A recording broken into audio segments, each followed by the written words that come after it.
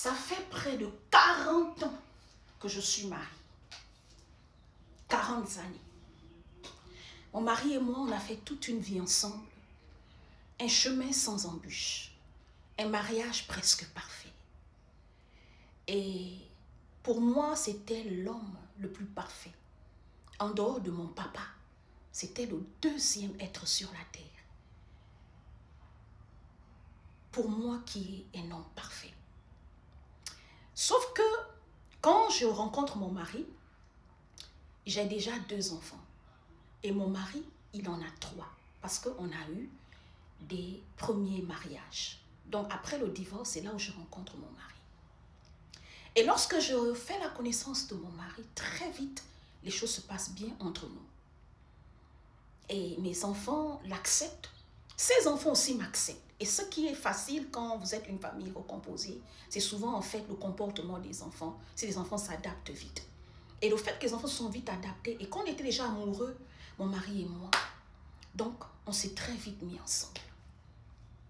Durant 40 années, il a été l'homme le plus parfait pour moi. Je ne l'ai jamais vu, ni par un message, ni par des attitudes, ni par quoi que ce soit.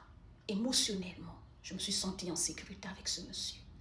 J'étais l'exemple de réussite des mariages. Dans cette génération qui est difficile, de trouver un foyer stable, le mien, jusqu'à ce que je découvre que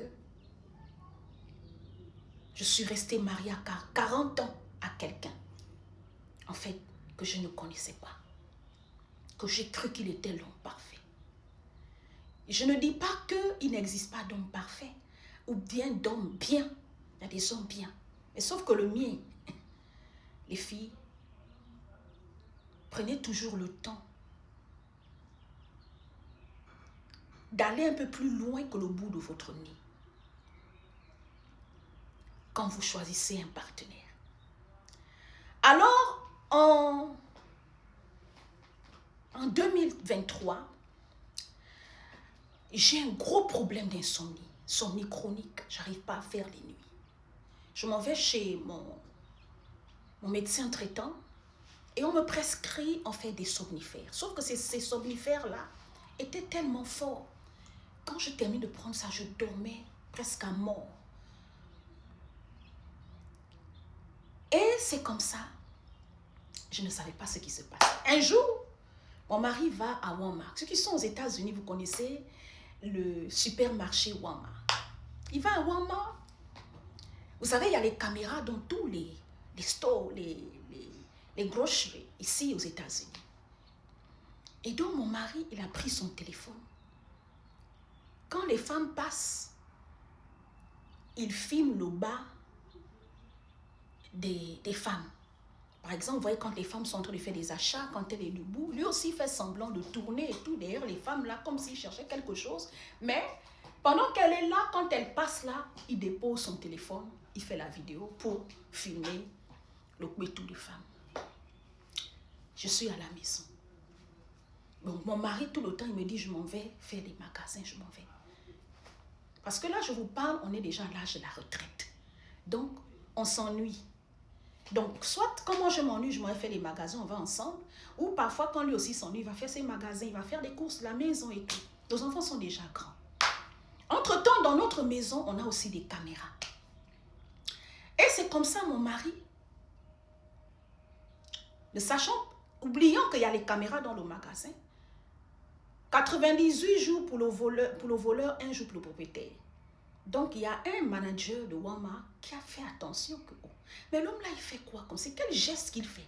Donc, il se rapproche petit à petit et il constate vraiment que le monsieur est en train de filmer. Et le monsieur lui dit, monsieur, qu'est-ce que vous êtes en train de faire? Donc, il pose la question, le manager pose la question à mon mari. Oh non, je suis juste, mon téléphone est tombé. Le monsieur dit non. Donc, il a appelé la police. Quand la police arrive, on arrache le téléphone à mon mari parce qu'on l'a saisi.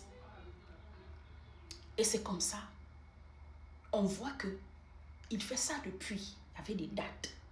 Il filme le bas des femmes. Il ne faisait pas qu'à Walmart. Et donc, c'est comme ça, le monsieur dit non, voilà, excusez-moi, je voulais juste mon téléphone. On dit non, mais tu fais ça depuis. Et on lui pose la question, vous êtes marié? Il dit oui, je suis marié. Ou votre femme, elle est en voyage. Bon, entre hommes, ils se comprennent. La police aussi le comprend. Mais faites attention, monsieur, la prochaine fois, même si votre femme est en voyage, allez-y, machin en ligne, regardez les films porno, les films. Faites-vous du bien. Ou de venir filmer des femmes, ça c'est des trucs atteints à l'image, à l'identité d'un humain. Ça c'est pas bien. Si ces personnes-là savent ça, on va te mettre en prison. Et il y a un policier qui dit non, il ne faut pas lui laisser. Le monsieur là, il doit être dangereux. Le monsieur là dit non, on part dans votre véhicule.